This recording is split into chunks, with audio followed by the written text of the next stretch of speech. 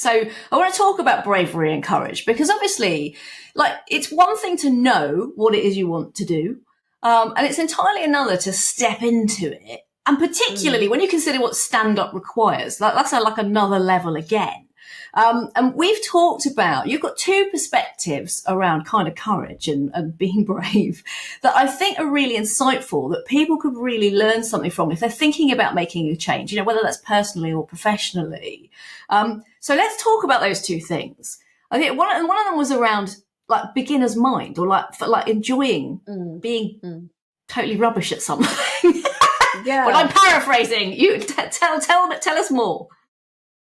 Well, I just think that when you get into an established career that you've been doing a long time, obviously stuff comes along that's a bit tricky and hard to handle, but you kind of know from experience, however tricky and hard to handle it is, you'll sort of find a way through and it'll all be resolved fairly swiftly or fairly slowly, but you won't lose your mind over it, hopefully. I think the more you develop competency, the easier your life becomes, because things become less terrifying if you're familiar with them.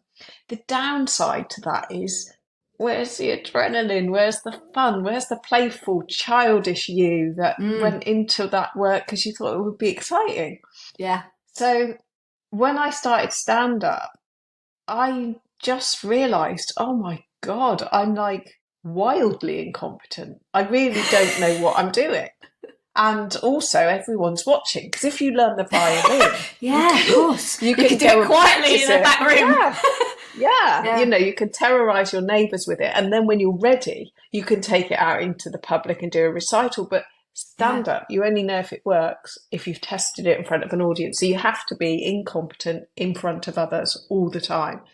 And I actually was surprised how liberating it felt to go, do you know what? I'm the beginner in this room. I'm the new one. I'm the one that doesn't know anything.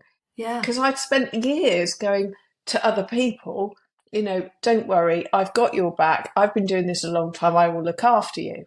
Yeah. And it's just nice not to have to. I love this, because this is not what most people would think about, because most people, I think, would think about how terrifying it would be, particularly when you've been in a role for a long time and, like you said, you are the expert and you know what you're doing and it's sort of water off a duck's back. The idea of stepping into something that is completely new, where you're going to be a total beginner and probably fail an awful lot, is like the worst idea in the world, I think, to most people. Like, we avoid it as human beings. Our brains are like, ooh, no, let's just not go there.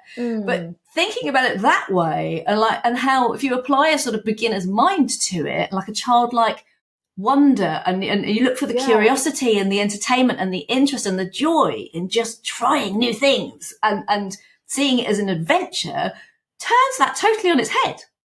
It does, and you kind of feel like, when you see a kid experience a puddle for the first time, and they're like splashing in it, and then they're splashing in it more because they can't quite believe that this water's jumping out of the pond into their boot. This is incredible. And it feels a bit like that.